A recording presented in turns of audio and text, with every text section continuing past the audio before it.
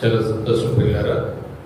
దేవుని కృపను బట్టి మరొకసారి ప్రేమ కలిగిన మీ అందరి ముందు దేవుడు నన్ను ఉంచినందుకు దేవునికి ముందుగా కృతజ్ఞతాస్తుతులు చెల్లిస్తూ కూడి వచ్చిన మీ అందరికీ యేసువారి పేరిట శుభాభివందనాలు తెలియజేస్తున్నాను.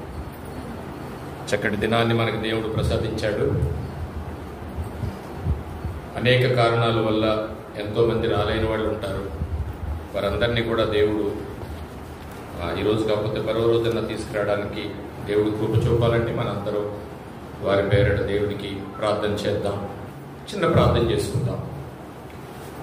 మహోన్నతుడును మహాపరిశుద్ధుడు అయిన మా పరలోకపు తండ్రి, ఈ ఉదయకాల సమయంలో నీ కృపను బట్టి నీ పిల్లలైన మేమందరం నిన్ను ధ్యానించుటకు నాయన నీ మాట ద్వారా మా జీవితాలను సరిదిద్దుకొనుటకు నాయన ఎక్కడి నుంచి వచ్చామో అక్కడ నీ దగ్గరికి నరులారా తిరిగి రండి అన్న నీ మాట ప్రకారం మళ్ళా నిన్ను చేరుకోవడానికి అనేక మెట్లు ఎక్కాలి కనుక అలాంటి ఒక మెట్టే ఈరోజు నిన్ను చేరడానికి కొన్ని మాటలు మేము నేర్చుకోవడానికి మీరున్న లోకానికి మేము రావడానికి మీరిచ్చిన ఈ అవకాశానికే కృతజ్ఞతాస్తుతులు చెల్లిస్తూ నాయన మీరు మాకు రాసిచ్చిన ఈ పరిశుద్ధ గ్రంథం నుంచి కొన్ని విషయాలు నేను మాట్లాడుతుండగా చెబుతున్న నాకు వింటున్న నీ పిల్లలకు సమయోచితమైన జ్ఞానాన్ని దయచేయండి నాయన. నీ చెబుతున్న నాకు నా సొంత మాటలు కాక, సొంత ఆలోచన కాక, సొంత జ్ఞానము కాక, కేవలం నీ నోటి బోరగా కొన్ని మాటలు నీ పిల్లలకు వివరించడానికి మీరు కృప చూపండి.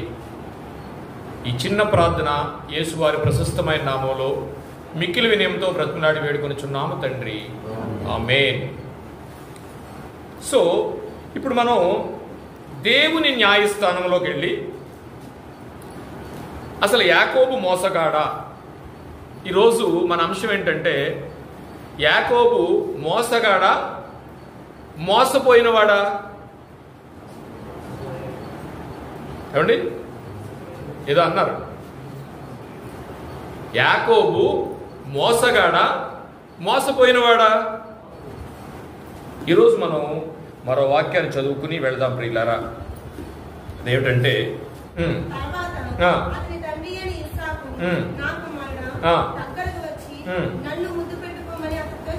ఓకే,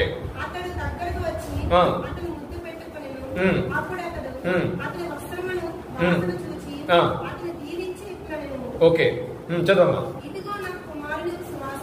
ఇదిగో నా కుమారుడి సువాసన, యెహోవా దీవించిన. ఏమండి, ఇది ఆలోచించండి. ఏమండి, అన్నది కొట్టేద్దామని ఈయన వస్తే ఆయనకి ఏ వాసన వస్తుందట? ఏ వాసన వస్తుందటండి? యెహోవా దీవించే వాసన వచ్చిందట. ఇది ఆత్మీయ విషయాలండి, చాలా జాగ్రత్తగా మనం పట్టుకోవాలి. ఇప్పుడు యాక్చువల్గా అన్న విషయంలో అన్న ప్లేస్లో వచ్చి ఆ జ్యేష్ఠత్వాన్ని తీసేసుకోవాలనుకునే ఈయనకి ఏం వాసన వస్తుందట? అక్కడ యెహోవా దీవించిన వాసన వస్తుందట. అసలు యెహోవా ఎందుకు దీవిస్తున్నాడు? ఇతను మోసం చేయడానికి వచ్చాడు కదా. ఎందుకు దీవిస్తున్నాడంటే ఇప్పుడు మళ్ళా మనం ఎక్కడికి వెళ్దామంటే అసలు తల్లి ఏంటండి ఇంత నిష్పక్షపాతంగా ప్రవర్తిస్తుంది ఆవిడ? ఇద్దరు కుమారుల్లో అంతా దారుణంగా ఉండాలా? 25వ వచనానికి రండి, 25వ అధ్యాయానికి 21కి వచ్చాయమ్మా. ఇస్సాకు భార్య గుడ్రాలు గనక అతడు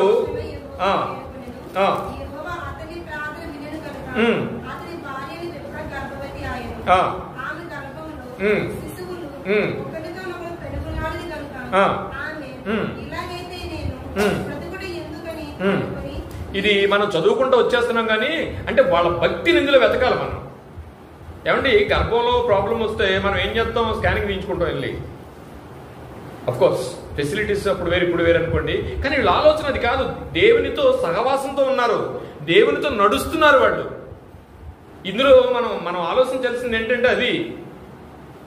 నేను కూడా అప్పుడప్పుడు అంతే, నైట్ నాకేదో అవసరం వస్తుంది, దొరకదు, కాసేపు ఎత్తుక్కుంటాను, ఎక్కడికో మూల పోయి మోకరించి అయ్యా నీకు తెలిసి ఎక్కడుందో ఖచ్చితంగా తెలుసు, ఈ రోజు ఆ పని అవ్వాలనుకుంటే మళ్ళీ ఎత్తుక్కుంటాను చూపించు, లేదనుకుంటే అంటే అది దొరుకుతుంది. నా అనుభవం అది. ఒక రోజు ఏదో మిక్సీ ఏదో వంట చేయాలని తెల్లారేటప్పుడు కానీ మిక్సీ ఉంది, మిక్సీ పై రబ్బర్ లేదు, పెద్ద గొడవ వచ్చేది, పక్క వాళ్ళందరూ లేచిపోతారు ఆ రబ్బర్ లేకపోతే. దాని గురించి ప్రార్థన చేసుకున్నాను, అది ఎక్కడ దొరికింది వాళ్ళని చెప్తున్నాను, విషయం చెప్తున్నాను. సో వీళ్ళు ఎవరితో ఉన్నారంటే, అయ్యా ఏంటి నాకు ఈ పరిస్థితి, నాకు 2 పిల్లల్ని ఇచ్చావు బాగానే ఉంది, వీళ్ళతో ఇలా అయితే కష్టం అని ఆవిడ అడిగినప్పుడు దేవుడు ఆవిడతో ఏం మాట్లాడుతున్నాడో వినండి. అప్పుడు యెహోవా ఆమెతో, ఏమండి ఇక్కడ విషయం ఏంటంటే, లోన పెరుగుతున్న పిల్లల గురించి మనం ఎవరి గురించి అయితే మోసగాడు అనుకుంటున్నామో, ఎవరైతే మోసగాడు కాదని అనుకుంటున్నామో అలాంటి పిల్లల గురించి దేవుడు ఈ రిబ్కామ్ గారితో మాట్లాడుతున్న విషయం ఏంటంటే, దేవుడే ప్రత్యక్షంగా ఆవిడతో ఎలా మాట్లాడుతున్నాడంటే, 2 జనములు నీ గర్భములో కలవు, 2 జనపదములు ప్రత్యేకముగా వచ్చును, బలిష్టమై ఉండును, పెద్దవాడు చిన్నవానికి దాసుడగును. ఇది ఎవరిచ్చిందండి ఈ ప్రవచనం? దేవుడే ఆవిడికి ఇచ్చాడు. ఇప్పుడు పెద్దవాడు చిన్నవాడికి దాసుడవ్వని దేవుడు ఎప్పుడైతే చెప్పాడో, ఈవిడ ఎవరి పని మీద ఉండాలి? కన్న కానించి వీళ్ళిద్దరి పనిలోనే ఉంది ఈవిడ, రిబ్కామ్ గారు. ప్రతి నిమిషం ఆద పనిలోనే ఉంది. ఏం చేయాలి, ఎలా దీన్ని నేను నెరవేర్చాలి? మనం వాగ్దానాలు తీసుకుంటాం కదా, తీసుకుంటారు లేదు నాకు తెలియదు, కానీ తీసుకున్న తర్వాత ఎక్కడ పడతాం, మనం బాగుంటుందని ట్రై చేస్తాం, దాని గురించి ఎదురు చూస్తామని తప్ప ఏం చేయాలో చెయ్యం. ఇగో నీవు పేదలకి నీకు ఒక 2 వస్త్రాలు ఉంటే ఒక వస్త్రం తీసిచ్చాయని ఎప్పుడైనా వచ్చిందండి మీకు? రాదు. దేవుడు నీకు కావలసినంత ఇచ్చేస్తాడని వస్తుంది అంతే మీకు. అందుకని మీకు ఎప్పుడు కూడా మీకు వాగ్దానం, నీకు 2 వస్త్రాలు ఉంటే ఒక వస్త్రం ఇయ్యి, ఎవరన్నా 2 మైళ్ళు దేబెట్టమంటే 2 మైళ్ళు దేబెట్టు, భక్తి ఏదనగా పేదలను పెదవరాండ్రను వారి ఇబ్బందుల్లో పరామర్శించుము. ఇలాంటి వాగ్దానాలు ఎప్పుడైనా వచ్చాయి మీకు? రావు. మరి ఈవిడికి వాగ్దానం ఏమొచ్చింది? ఈవిడ వాగ్దానం ఏంటి? ఇదిగో రిబ్కా, నేను చెప్తున్నాను, ఇది ఒక ప్రణాళిక, ఇది మామూలు విషయం కాదు. రాబోయే కాలానికి అపవాదిని తలచెత కొట్టేవాడు ఒకడు వస్తున్నాడు. ఆ తలచెత కొట్టేవాడు రావడానికి ఒక పునాదిది. ఆ పునాదిలో నువ్వు భాగంగా ఏం చేయాలంటే, చిన్నవాడు పెద్దవాడికి దాసుడవ్వాలి, ఇది చెయ్యాలి నువ్వు అని చెప్పాడా లేదా? ఇప్పుడు ఏం చేయాలి? అప్పటి నుంచి వీళ్ళని ఏం చేస్తుందంటే, మరి పెద్ద కుమారుని పట్టించుకుందా అంటే, పట్టించుకుందో లేదో పక్కన పెట్టేసేస్తే, వాడు అలా పెరిగాడు, యాకోబు గారు ఇలా పెరిగారు. ఏమి బోధించుంటారు చూడండి కొడుక్కి. ఎందుకట? దేవుని యొక్క ఆజ్ఞ ఆవిడ మీద భారం ఉంది, చెయ్యాలి. తిమోతికి అంటాడు, నీ ప్రవచనం నీకు తెలుసా అని అడుగుతాడు, నీ ప్రవచనాన్ని నువ్వు నెరవేర్చు అంటాడు. చిన్న ఎగ్జాంపుల్ నేను చెప్తాను. మరియమ్మ గారు ఉన్నారు కదా, పాపం చక్కగా నిశ్చితార్థం జరిగింది ఆవిడకి. ఆ నిశ్చితార్థం జరిగినప్పుడు అప్పుడు ఇప్పుడు ఎప్పుడూ కూడా ఆ కన్య యొక్క ఆశలు ఎలా ఉంటాయండి? ఎప్పుడు పెళ్ళవుద్దా అంటే వాళ్ళకి చాలా ఆంక్షలు ఉంటాయండి. ఆ ఆంక్షలు నెరవేర్చడానికి దేవుని యొక్క, అంటే నిశ్చితార్థం అయిపోయిన తర్వాత మళ్ళా పెళ్లి చేసుకోవడానికి 1 సంవత్సరం గ్యాప్ ఇస్తే, ఈ సంవత్సరం అంతట్లోనూ వీళ్ళు చాలా పరిశుద్ధంగా ఉండటానికి దేవుని వాక్యమేనా? దేవుని వాక్యానికి లోబెడతారనే సంవత్సరం టైం ఇస్తారు అక్కడికి. నిన్న మొన్న ఎక్కడో విన్నాను, ఆ ఏదో ఊరట, ఆ ఊరిలో చక్కగా ఒక పాకేస్తారట వాళ్ళకి, అమ్మాయికి అబ్బాయికి ఒక దొంగ ఒకటి అడ్డు పెడతారట, ఆ కొబ్బరి దొంగ ఏదో అడ్డు పెడతారట.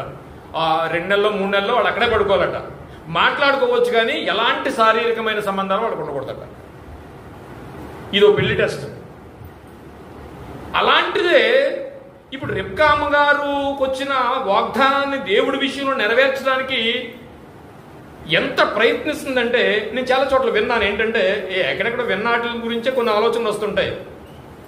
మొన్న ఎవరో చెప్తూ ఏమన్నారంటే, ఈ ఆడవాళ్ళందరూ ఇంతే, భర్తలకు తెలియనివరు, భర్తలకు తెలియకుండా ఈ పని అంతా చేయించింది, ఇటు పెద్ద కొడుకుని మోసం చేసింది, చిన్న కొడుకుని కేసులు ఇరికించింది, భర్తనే మోసం చేసేసింది. కానీ దేవుడు ఏమన్నాడు? ఆయన విషయంలో, ఆయన పని నెరవేర్చిన విషయంలో కుమారులనైనను కుమార్తెలనైనను భార్యనైనను తండ్రినైనను తీసేయి.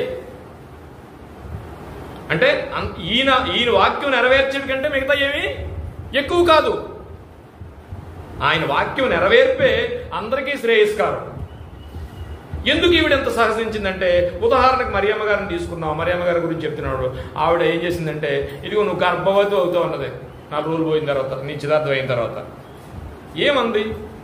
నిజంగా మరియమ్మ గారండి, ఆ తల్లండి, నాకెందుకు ఇలాంటిదని అనలేదు. నాకు ఎలాగొస్తుందని అడిగింది అంతే.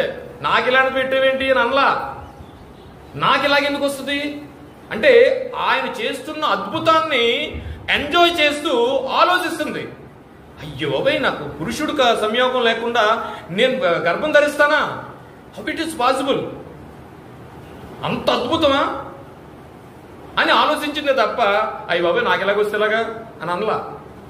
అంటే దేవుని యొక్క మాట నెరవేర్చడానికి ఆ కాలంలో మరియమ్మ గారు ముందున్నది ఏంటంటే, ఫస్ట్ చంపేస్తారంట, రాళ్ళు కొట్టి, రాళ్ళు ఇచ్చుకుని చంపేస్తారు. సో చావును వదిలేసింది.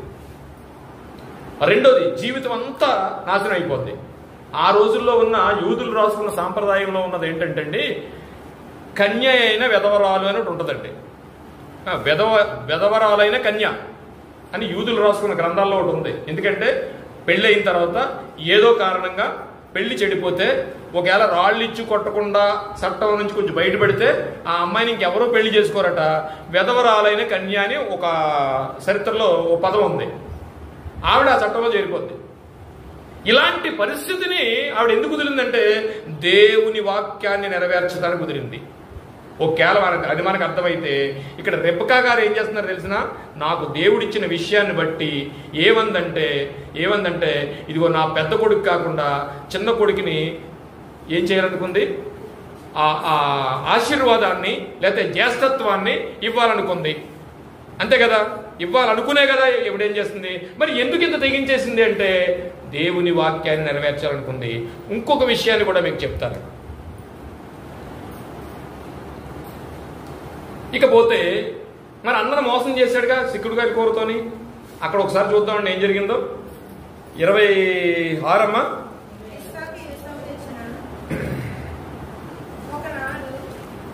కాదమ్మా, 27 చదువుకోవాలనుకుంటాను. 27 ఇస్సాకు వృద్ధి.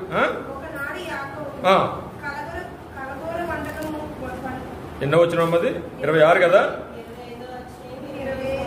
25 చదవమ్మా. ఒకనాడు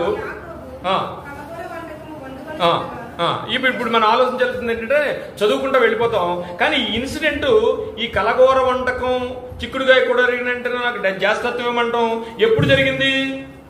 ముందు జరిగిపోయింది ఆల్రెడీ ముందు జరిగిపోయింది. ఎవరు చెప్పారు ఇలాగ అడగమని? ఏమిటి చిక్కుడుగాయల కూరకే జ్యేష్ఠత్వం అడిగేస్తాడా? అక్కడికి వెళ్ళమంటే, అరే నాకు అది శాపం వస్తుంది, నేను ఎలాంటి తప్పు చేయమంటున్నావేంట నన్న అతను అప్పటికి జ్యేష్ఠత్వం కొట్టేద్దామనే ఆలోచన ఉందా? ఉంది. ఎలా ఉంది? తల్లి ప్రిపేర్ చేస్తుంది. ఎవరు చేస్తున్నారండి? తల్లి ప్రిపేర్ చేస్తుంది. నేను చిక్కుడుకాయల కూరకే జ్యేష్ఠత్వాన్ని అడిగేస్తాడంటే, యాకోబు ప్రవచనంలోనే యాసావు భ్రష్టుడు అని రాయబడింది. ఆ విషయాన్ని నెరవేర్చడానికి ఇగో నాన్న చిక్కుడుకాయల కూర ఉండి కాదు, ఇంకో కూర ఉండి కాదు, ఏదో విధంగా మీ అన్న దగ్గర నువ్వు అది కొట్టేయాలని ముందే చెప్పేసింది. ఇది 25 ఆఖరణ జరిగింది కదా. మనం చదువుకున్నది 26లో మొదలైంది అది. అంతేనమ్మా? సో ముందు అది చదవండి. చిక్కుడుకాయల కూర దగ్గర నుంచి చదవమ్మా. ఒకనాడు యాకోబు వండుకొనిచుండగా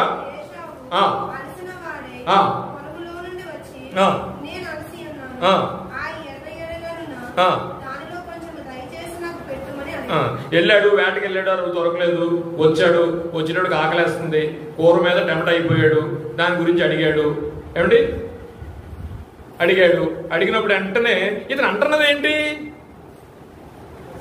యాకోబు గారు అంటున్నది ఏంటి? ఏమడిగాడు చూడండి. అంటే అందుచేత అంటే అడగడం అంటే ఏదోము చూడండి, ఏదోము వంశం చాలా డేంజర్ అయిన వంశం అండి. ఇజ్రాయేలీకి ఎదురికలు అయిపోయారు వాళ్ళు. ఏదోము అనబడిందంట. ఎందుకంటే ఏదోము అని ఎందుకు అనబడిందని అక్కడ రాయబడిందంటే అండి, ఏమంటే చిక్కుడుగాయల కూర గురించి తన వంశాన్ని, జ్యేష్ఠత్వాన్ని మొత్తం వదిలేశాడు. ఏదోమంటే ఎవరు తెలుసునండి, అదొక విచిత్రమైన వంశం అనమాట. ఇందులో యేసుప్రభు వారి మత్తయి సువార్త 2 హేరోదు ఈ ఏదోము వంశం అండి. ఈ బ్యాచ్ అంతా అక్కడికి వెళ్ళిపోయింది. మళ్ళీ చివరికి యేసుప్రభు వారు వచ్చేటప్పటికి ఏదోము అంటే ఒక భయంకరమైన పదం ఉంది దానికి. అది పక్కన పెడితే తల్లి చెప్పింది కనుకనే ఈ చిక్కుడుగాయల కూర దగ్గర అతను చేయవలసి వచ్చింది. మళ్ళీ చదవము ఒకసారి అండి. ఇక్కడ కొనుక్కున్నాడని రాశాడా, అమ్మివేసాడని రాశాడా? అమ్మివేసి ఎండ చేతులు దులుపుకుని మూతుడుచుకుని వెళ్ళిపోయాడు అంతే, ఇంకేం ఆలోచించలేదు. అందుకే ఓ భయంకరమైన పేరు కూడా ఆయనకి బైబిల్లో పెట్టగలిగింది ప్రియులారా. ఓ భయంకరమైన పేరు కూడా పెట్టాల్సిన అవసరం వచ్చింది. సో వెళ్ళిపోయిన తర్వాత ఇది ఎందుకు చేయించిందంటే తల్లి చాలా జాగ్రత్తగా ప్లాన్గా చేయించింది. ఎందుకు అంటే ఎందుకు చేస్తుంది? ఇప్పుడు ఈ ఇద్దరు వ్యక్తులు మనం చూస్తున్నాం. ఎవరు? యాకోబు గారు, రెబ్కామ్ గారు. వీళ్ళిద్దరూ కలిపి వాళ్ళిద్దరిని మోసం చేశారు. ఎందుకు మోసం చేయాల్సి వచ్చింది? ఇక్కడ వరకు అయిపోయింది. యాకోబు గారిని కూడా ప్లాన్ చేసే ఆవిడ అవకాశం వస్తే నీ అన్న చేత నువ్వు జ్యేష్ఠత్వాన్ని తీసుకోవాలి అనే ప్లాన్ కూడా ఆవిడ చెప్పిందని నేను అనుకుంటున్నాను. లేకపోతే ఇంత మంచోడు కూడా ఎప్పుడు ఎదురు అడుగుతాడని చిక్కుడుగాయల కూరకే ఇతను అడిగేయడం, అతను ఇచ్చేయడం కూడా జరిగింది. అంటే ఇతను కావాలనుకునేది ఎంత అవసరమో అతను ఇచ్చేయడానికి కూడా అంత నీచంగా దిగజారిపోయాడు. సకల ఆశీర్వాదాలు ఉంటాయండి జ్యేష్ఠత్వంలో. ఎన్ని ఉంటాయంటే ఆస్తిలో 2వ భాగం వస్తుంది. తర్వాత వంశం ఈయన పేరు మీద నడుస్తుంది. అందుకే యాసావు పక్క వెళ్ళిపోయిన ఎదోము అన్నాడు. అక్కడ దేవుడే పేరు పెట్టేశాడు, ఎదోము వంశం. ఎదోము వంశంలో వచ్చిన బ్యాచ్ అంతా ఎవరండి? చివరి మనకి యేసుప్రభు వారు పుట్టేటప్పటికి వచ్చిన వాళ్ళు ఏ రోజు వస్తాడు.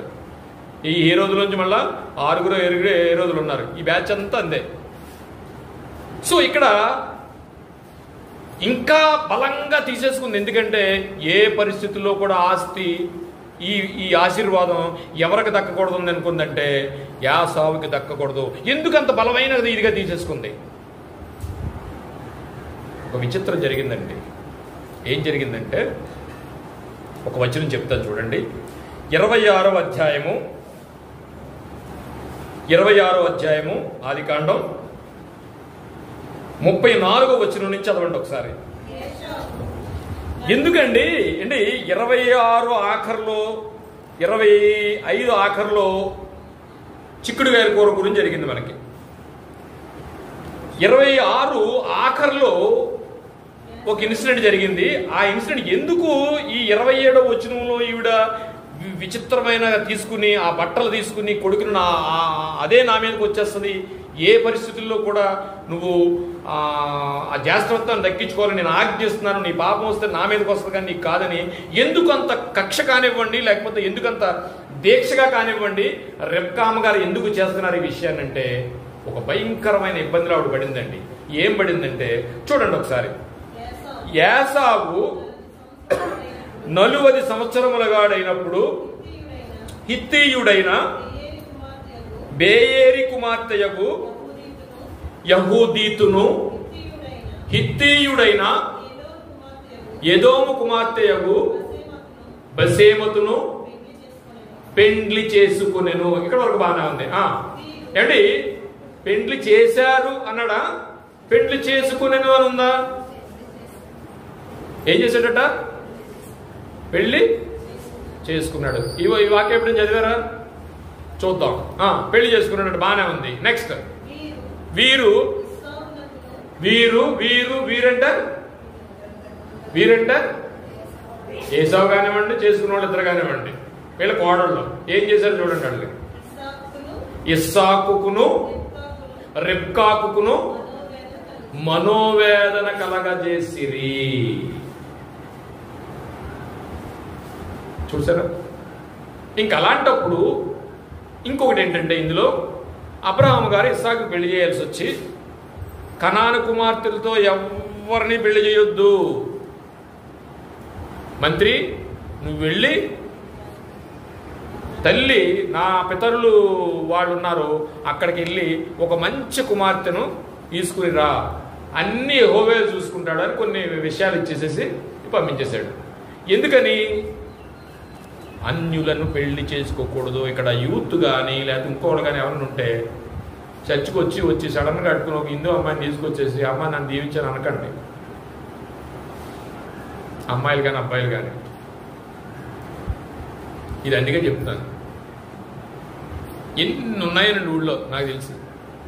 వీడి చిన్నప్పటి నుంచి పాస్టర్ అవుతాడని లేకపోతే ఇంకోటి అవుతాడని లేకపోతే దేవుడిలో ఉంటాడని అన్ని పెంచి అంతా ఉద్యోగం అంతా అయిపోయిన తర్వాత ఎవరో అమ్మాయిని తీసుకొచ్చేసి హైందువుల అమ్మాయిని పెళ్లి చేసేసుకుని దాంట్లో వేసుకుని వచ్చేస్తారు.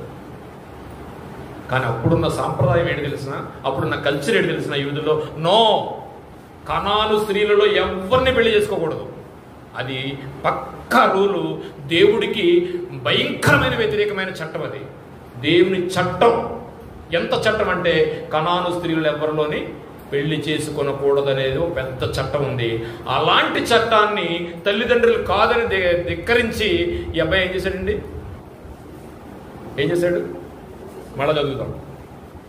ఏసావు 40 సంవత్సరముల వాడైనప్పుడు హిత్తీయుడైన బేయేరి కుమార్తెయగు యహూదీతును, హిత్తీయుడైన ఎలోను కుమార్తెలయగు బాసేమతును పెండ్లి చేసుకునెను.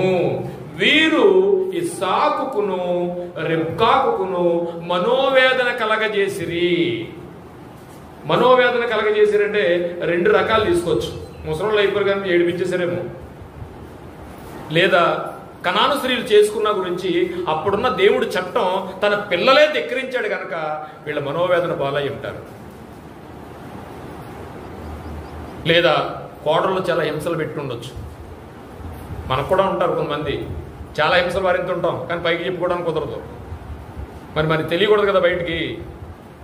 ఇప్పుడు ఇంట్లో ఏదో జరుగుతుందండి మనకి, మన అబ్బాయి మనల్ని తిట్టాడు అనుకోండి, మనకు వాళ్ళే మనం తిరుగుతుంది అనుకోండి, బయట ఎలా చెప్పుకుంటాం? చెప్పుకోం. వీళ్ళు కూడా మనోవేదన అనుభవించారంట, ఆ భారాన్ని భరించలేక.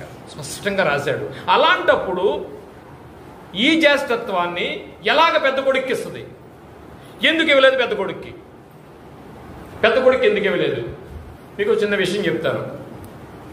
కొన్ని అగ్ర కులాలు లేకపోతే కొన్ని కులాలు ఉన్నాయి.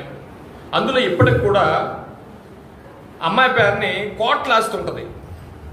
అమ్మాయి పేరుని కోట్లాస్తుంటుంది.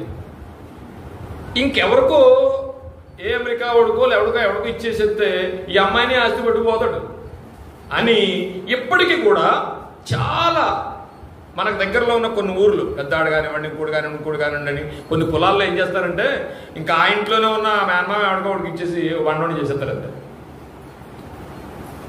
చేసేస్తే ఆ ఆస్తి ఆ పిల్లలు అందరూ వాళ్ళ దగ్గరే ఉంటుంది. అది వాళ్ళకి మంచి, అది నేను తప్పని అంటలా నేను. సో ఇలా జరుగుతూ ఉంటుంది. ఎందుకంటే వాళ్ళ ఆస్తి వాళ్ళ దగ్గరే ఉంటుంది, పిల్లల దగ్గరే ఉంటుంది, చక్కగా నడిచిపోతే ప్రాబ్లం ఏం లేదు. కానీ ఈవిడికి వచ్చిన ప్రాబ్లం ఏంటి తెలిసిన, ఇస్సాకుకి దేవుడిచ్చిన వాగ్దాన ఆస్తిది. ఆయనకు ఒక రైట్ ఉంది. తన ఆస్తిని, తన ఆశీర్వాదాన్ని, జ్యేష్ఠత్వానికి ఇవ్వగలిగిన శక్తి, అలాంటి పవరు, అలాంటి ఒక అలాంటి ఒక వాగ్దానం ఇస్సాకుకి ఇచ్చాడు దేవుడు. ఇలా ఇచ్చిన దానిని అన్యుల పాలు చేస్తే ఏమవుతుంది చూసారా రెబ్కా? ఇప్పుడు ఈ ఆస్తి ఇతనికి ఇస్తే ఏమవుతుంది? ఎదోము వంశంలోకి పోతుంది. ఎదోము అనబడెను. ఏ రోజున ఏమంటారండి? నక్కతో పోల్చాడు. నక్కతో పోల్చాడు. ఒకవేళ అది మనం చేసుకుంటే ఎదోము అన్న వాళ్ళందరూ నక్క వంశానికి సంబంధించిన వాళ్ళు. ఈ ఆస్తి ఎక్కడికి పోద్ది? దేవుడిచ్చిన వాగ్దానదత్తమైన ఈ ప్రాపర్టీస్ అన్ని అన్యుల చేతిలోకి పోతాయి. చేసుకున్న వాళ్ళు ఎవరనుకుంటున్నారు? ఇంకొకసారి చూద్దాం, చూడండి. ఏసావు 40 సంవత్సరములు నిండిన వాడే హిత్తీయుడైన బేయరీ కుమార్తెయగు. బేయరీ ఇది ఆలోచిద్దాం ఒకసారి. నేను పై చెప్పుకెళ్ళి వెళ్ళిపోతున్నాను, చాలా కొంచెం డీప్కి వెళ్దాం అనుకున్నాను. బేయరీ కుమార్తె. అసలు బేయరీ అంటే ఎవరు? ఇస్సాక్ గారికి ఒక అలవాటు ఉంది, అబ్రహాం గారికి కూడా ఒక అలవాటు ఉంది. ఏంటంటే నుయ్యులు తవ్వించేవారు. ఇప్పుడు మన పెద్ద ఒక 5 అంతస్తుల బిల్డింగ్ కట్టేసుకుని ఒక పెద్ద చేసేసుకుంటే ఎంతో, ఒక నుయ్యి తవ్విస్తే అంతండి అప్పట్లో. ఒక నుయ్యి తవ్వడానికి 2 సంవత్సరాలు మినిమం పడుతుందండి.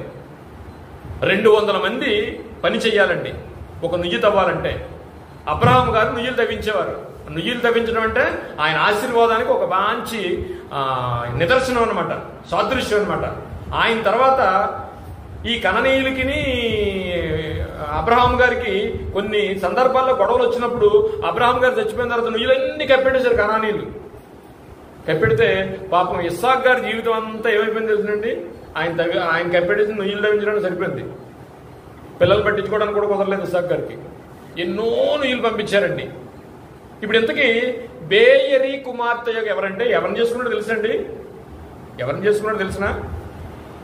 బేయరీ అనగా హిబ్రూలో నుయ్య అని అర్థం. ఏంటంటే నుయ్యి. బేయర్ అంటే నుయ్యి అని అర్థం. బేయరీ అంటే ఇప్పుడు పెయింట్, ఒక డబ్బాని తీసుకొచ్చి ఇది ఏంటంటే పెయింట్ అంటాం, రంగు. మరి రంగులు వేసేవాడిని పెయింటర్ అంటాం. అలాగే బేయరీ కుమార్తెయగు ఏంటి, ఇస్సాక్ గారి దగ్గర నూతులు తవ్వించే ఒక పనోడు కూతుర్ని పెళ్లి చేసుకున్నాడు. బేయరీ కుమార్తెయగు.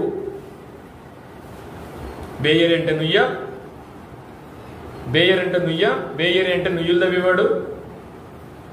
ఆ కూతురు పెళ్లి చేసుకున్నాడు. ఇతనే చెప్పాడా? చెప్పలేదు. ఇప్పుడు ఈ వాగ్దానం చేసిన ఈ ఆస్తి కానీ లేకపోతే ఈ జ్యేష్ఠత్వం కానీ ఒక అద్భుతమైన దేవుని వాగ్దానదత్తంగా వచ్చినప్పుడు ఇదంతా ఎక్కడికి వెళ్ళిపోద్ది? వృధా అయిపోద్ది. రెబ్కా అమ్మగారు ఎందుకు తీసుకున్నారంటే ఎంత భయంకరమైన డిసిషను. అప్పటికే వాళ్ళు మానసికంగా కృంగిపోతున్నారు దేవుడి విషయంలో. కుమారులు పెంచలేదు సరిగా, దీంట్లో ఉండిపోతున్నారు. ఆయన నుయ్యిలు తవ్వుకుని ఉండిపోయాడు. ఒక విధంగా చెప్పాలంటే ఇస్సాక్ గారికి టైం అంతా అబ్రహాం గారు నుయ్యిలు తవ్వించడానికి సరిపోయింది. ఆ నుయ్యిలు తవ్వించడంలో ఇక్కడ పెళ్లి చేయలేదు. వీడు ఊరుకున్నాడా? ఆ నుయ్యిలు తవ్వేవాడు కూతుర్ని పెళ్లి చేసుకున్నాడు. ఇంకో పేరు ఏదైనా చూడండి అక్కడ. ఏమండి? కుమార్తెయగు యహూదీతును, ఎలోను కుమార్తెయగు బాసేమతెను. ఎలోను అంటే ఎవరు తెలుసండి? ఎలోన్ అంటే అర్థం ఏంటి తెలిసిన? సంధి కుదిర్చేవాడు. ఎప్పుడైతే నూతులు తవ్వుతున్నాడో మీకు రిఫరెన్స్ కూడా చూపిస్తాను. అయితే సరే మనకు అవసరం లేదు కనుక ఇప్పుడు ఇస్సాక్ గారు నూతులు తవ్విస్తూ ఉంటారు. నూతులు తవ్విస్తూ ఉన్నప్పుడు వాళ్ళు వచ్చి కనానీలు వచ్చి కప్పెట్టేస్తుండేవారు. నువ్వు ఎంత తవ్విన తర్వాత 2 సంవత్సరాలు కాలం 200 మంది తవ్వడం, ఇదంతా అయిన తర్వాత వచ్చి వాళ్ళు కప్పెట్టేసేవారు. పాపం ఇస్సాక్ ఏం చేయకుండా ఇంకో చోటుకెళ్ళి తవ్వుకునేవాడు. ఆయన ఎక్కడ తవ్వితే అక్కడ వచ్చేసింది, వీళ్ళు ఎక్కడ తవ్వినా వచ్చేది కాదు. తెలుసు కదా మీకు అందరికీ.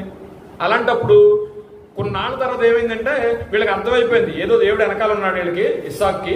అందుకని ఇంక దీని జోలికి మనం ఎంతకంటే వెళ్ళకూడదు అనుకుని మనం ఏం చేద్దామంటే ఒక మధ్యవర్తిని పెట్టుకున్నారు. ఆ మధ్యవర్తి పేరే హిబ్రూలో ఏంటంటే ఎలోను అంటే మధ్యవర్తిత్వము, సంధి చేయుట. వీళ్ళిద్దరికీ మధ్యలో ఉన్న ఒక వ్యక్తిని పెట్టుకుని ఇదిగో ఇప్పటి నుంచి మొదలుకొని మేము ఏం చేస్తామంటే వీళ్ళ జోలికి పోం. అందుకని యాకోబు గారు అందుకని ఏం చేశారు, ఈ ఇస్సాకుని ఆ కనానీయులకి మధ్యలో మధ్యవర్తిత్వం చేసినాడు ఎలోను. వాళ్ళ అమ్మాయిని కూడా పెళ్లి చేసేసుకున్నాడు. ఎలోను కుమార్తెయగు బాసేమతెను. ఇదండి ఎందుకు రెబ్కా గారు ఎందుకు ఆ ఆశీర్వాదాన్ని పెద్ద కొడుకు ఇవ్వకుండా చేయాలనుకుందంటే మొట్టమొదటి కారణం ఏంటంటే ఇప్పుడు ఏవన్ ముద్దాయిగా మనం రెబ్బకమ్మ గారినే తీసుకోవచ్చు. సో మనకు తేలిపోయిందా? ఎందుకు తేలిపోయిందంటే దేవుడి కంటే ముఖ్యమైంది, దేవుడు వాగ్దానానికంటే ముఖ్యమైంది, దేవుడు వాక్యాన్ని నెరవేర్చడం కంటే ముఖ్యమైంది, దేవుడు మాట కంటే ముఖ్యమైంది ఈ సృష్టిలో ఇంకేదీ లేదనే విషయం మరియమ్మ గారి దగ్గర తెలుసుకున్నాం, రెబ్కామ్ గారి దగ్గర కూడా మనం చూసాం. రెండవది, దేవుడిచ్చిన ఆశీర్వాదాన్ని అన్యుల పాలు చేయకూడదు అనుకుంది. ఆల్రెడీ అప్పటికే 2 పిల్లలు చేసుకుని ఉన్నాడు. మొత్తం సమస్తమైన దేవుడిచ్చిన వాగ్దాన ఆస్తి కూడా ఎక్కడికి పోద్దండి? అన్యుల చేతిలోకి వెళ్ళిపోద్ది. అందుకని దేవుని న్యాయం ఇంకా ఉంది చెప్తారు, ఇప్పుడు అవ్వదు. చక్కటి విషయాలు ఉన్నాయి. టైం కూడా అయిపోయినట్టుంది కదా, ముగిద్దాం. సో ఇప్పుడు అప్పుడు రెబ్కామ్ గారు ఏం చేశారు? చాలా చోట్ల నేను విన్నది ఏంటంటే ఇస్సాకును మోసం చేసింది, కొడుకుని మోసం చేసింది అని అనుకుంటారండి. ఏమంటే ఇస్సాకుని నువ్వు ఇక్కడ ఉంటే నీ అన్న చంపేస్తాడు, నువ్వు నా అన్న అయిన లాభా దగ్గరికి వెళ్ళిపోమని ఎవరు పంపించారండి? ఎవరు పంపించారు? ఎవరు పంపించారు చెప్పండి? నీకు రెండొద్దని వెళ్ళిపోమని, అర్జెంట్కి వెళ్ళిపోమని ఎవరు పంపించారు?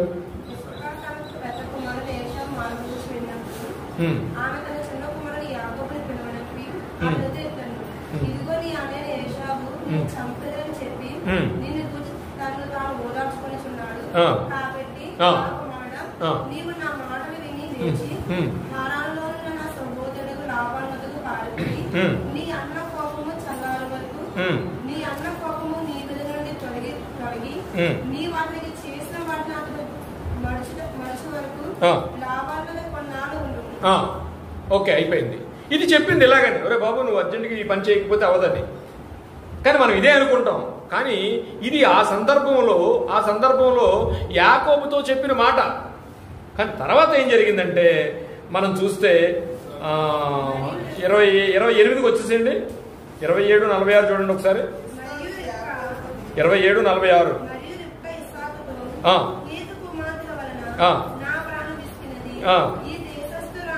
చూడండి.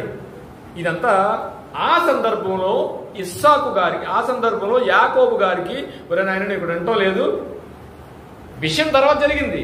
కానీ ఆ సమయంలో చెప్పిన మాట ఏంటంటే నువ్వు అర్జెంటుగా మా అన్న దగ్గరికి వెళ్ళిపోయి నువ్వు అక్కడ కొన్నాళ్ళు ఉండని చెప్పింది. కానీ తర్వాత జరిగింది ఏంటంటే ఆ సమయంలో చెప్పిన మాట ఇది. కానీ భర్తను కాదనకుండా ఆమె ఏమీ చెయ్యలేదు. మనందరూ రెబ్కాను పోలి ఉండాలి. ఏం చేయలేదండి. దేవుడి మాటను చేయడానికి ఆయన కొంచెం గుడ్డివాడు అయ్యాడు కాబట్టి, అతనికి తెలియదు కాబట్టి, దేవుడిచ్చిన వాక్యాన్ని నెరవేర్పు కొరకు ఎవరినైనా ఉండమన్నారు కాబట్టి భర్తను మోసం చేయలేదండి. రెబ్కామ గారు భర్తను మోసం చేయలేదు. ఏం జరిగిందంటే చూడండి, వచ్చి చెప్తుంది. మరియు రెబ్కా ఇస్సాకుతో తన భర్త దగ్గరికి వచ్చింది. హేతు కుమార్తెల వలన నా ప్రాణము విసికినది, ఈ దేశస్థరాండ్రురైన హేతు కుమారులతో వీరి వంటి ఒక దానిని యాకోబు పెండ్లు చేసుకొనిన ఎడల నా బ్రతుకునకు నాకు ఏమి ప్రయోజనము. ఎంత స్పష్టంగా భర్తతో మాట్లాడి చూడండి. భక్తులండి వాళ్ళు. మనం చదువుకోము, అక్షరాలను చూసి వెళ్ళిపోతాం, కానీ వాళ్ళ క్యారెక్టర్ మారదండి. అందుకే నేను ముందు ఒక వాక్యాన్ని చదివించాను. మహా జ్ఞాని అయినా, అనుభవజ్ఞాని అయినా, అనుభవంతో ఆయన చెప్పిన మాట ఏంటంటే కొన్ని వంకర చేయలేము, వంకర రాదు, కానీ ఏదైనా సరే ఆయన ముందు లెక్కలోకి వచ్చేస్తుంది. అంటే ఇప్పుడు యాకోబుని ఎంత లెక్కలో తీసుకున్నాడు ఆయన? ఈజ్ ఎ ప్రొఫెక్ట్, ప్రవక్త. ఎవరికి ప్రవక్త? రాబోవు దాని తలను చెదక్కొట్టే రాబోవు యేసు ప్రభు వారి యొక్క ఆ కుటుంబానికి సంబంధించిన, ఆ వంశానికి సంబంధించిన వాళ్ళలోంచి రావడానికి యాకోబు నిర్ణయించుకున్నాడు దేవుడు. ఆ లెక్క వేరు, కానీ మనం అక్షరార్థంగా చదువుతున్న లెక్క వేరు. ఇది ఇవాళ రెబ్కా గారు మాత్రమే దాని గురించి మాట్లాడుకున్నాం. యాకోబు గారి దగ్గర ఇంకా వెళ్ళలేదండి. యాకోబు గారికి చాలా ఉంది. చూడండి ఒకసారి. 28 చదువుకున్నాం కదా. నా బ్రతుకునకు నాకేమి ప్రయోజనమనెను. తర్వాత 28 మొదటి నుంచి చదవండి. ఇస్సాకు యాకోబును పిలిపించి, ఇప్పుడు చెప్పండి ఎవరు పంపించారు ఆయన్ని? ఇస్సాకు గారు పంపించారండి. ఇస్సాకు యాకోబును పిలిపించి నీవు కనాను కుమార్తెలో అండి. ప్రాజెక్ట్ ఎంతో చూసారా? ఎందుకు పెద్ద కొడుకుని రిజెక్ట్ చేసిందనే ప్రాజెక్ట్ ఎంత పెద్దదంటే అప్పటిలో ఎవ్వరూ కూడా తల్లిదండ్రులను కాదని ఏ హైందవ స్త్రీలని, కనాను వాళ్ళని చేసుకోకూడదండి. ఆ చేసుకునే తప్పు ఎంత తప్పు అంటే దేవుని ముందే దోషులుగా నిలబడవలసిన తప్పు అన్నమాట. దానికి భర్త కానీ భార్య కానీ దేవుడి మాటకు నెరవేర్చడానికి రెబ్కాం గారు ఏమీ సంకోచించలేదు. మరియమ్మ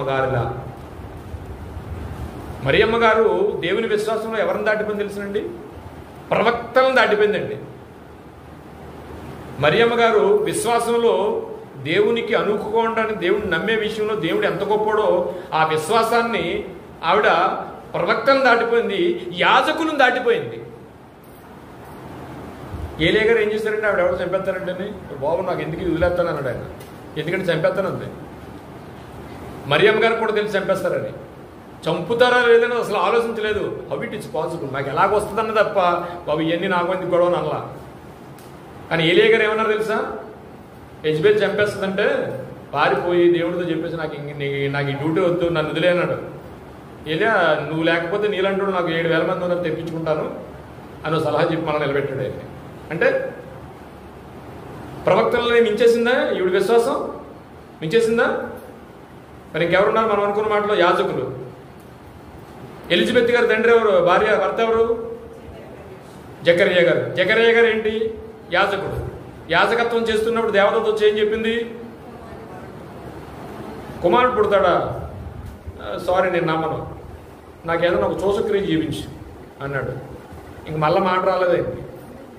మళ్ళీ పిల్లాడు పుట్టే వరకు అతనికి నోరు రాలేదు. కానీ ఈవిడ దేవుని మాట చెప్పాడు కనుక అది నెరవేరుతుంది. అంతే, చంపేసిన నెరవేరుతుంది. నన్ను చంపేస్తారా? చంపేసుకోమను, కానీ దేవుడి మాట మాత్రం నెరవేరుతుంది. కన్యక గర్భవతి కుమారుని కొనును అంటే కన్యక గర్భవతి కుమారుని కొనునే ముందు సరదాగా చదివేసుకుని వదులుకుంటాం. కింద కొత్త ఏముంటుందో తెలిసిన? అది ఊర్ధ్వలోకమును కంటేనూ ఎత్తైనదట. అది తర్వాత మాట్లాడుకుందాం దాని గురించి. సో ఇప్పుడు ఇక్కడ చూడండి, 27 ఆఖరిని రెబ్కామ్ గారు చెప్తే 28 మొదట్లో ఇస్సాకు గారు ఏం చెప్తారు చూడండి. ఇస్సాకు యాకోబును పిలిపించి, నీవు కనాను కుమార్తెలలో ఎవతినైనను వివాహం చేసుకొనకూడదు.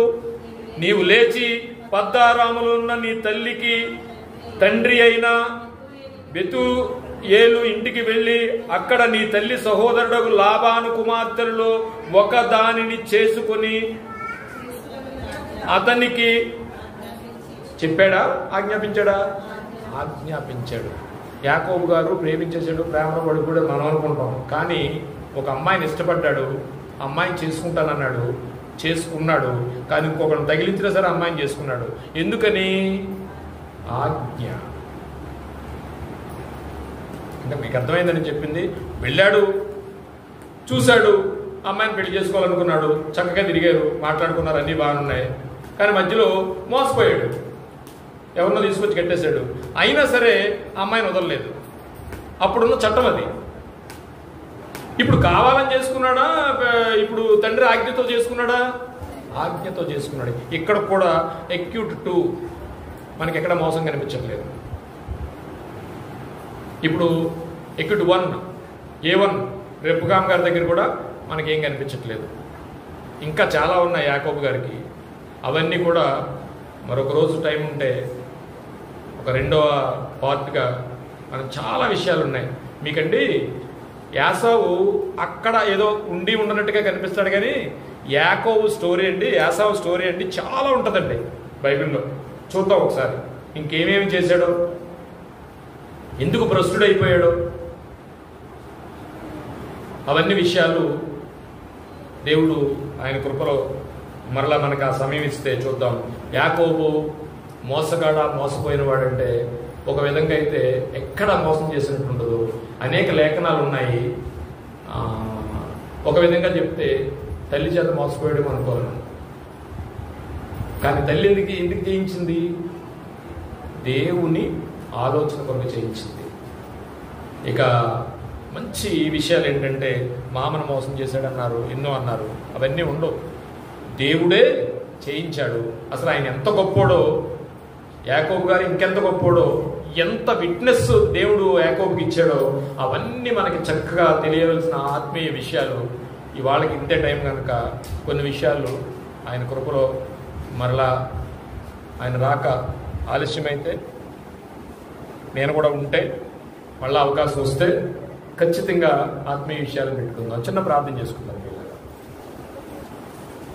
మహోన్నతుడును మహాపరిశుద్ధుడు అయిన మా పరలోకపు తండ్రి, ఇదిగో నాయన ఈ ఉదయకాల సమయంలో నీ కృపను బట్టి నీ మాటలు నాయన మా పాదములకు వెలుగు, నీ మాటలు మాకు నిత్య జీవం.